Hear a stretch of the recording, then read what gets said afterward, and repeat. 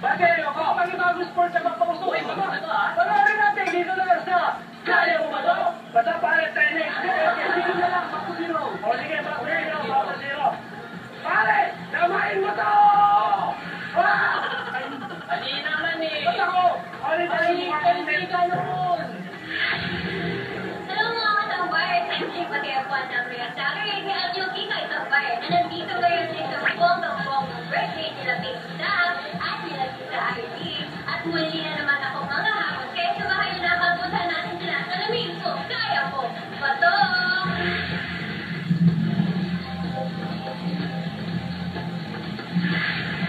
Nakarinig na nga natin ang jelly mula pa ng bata tayo.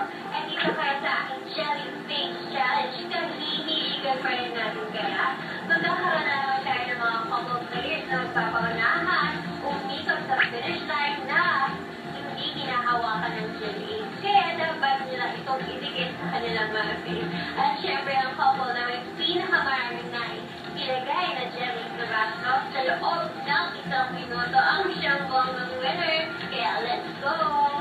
So, let us meet our challenger. Here, number 1.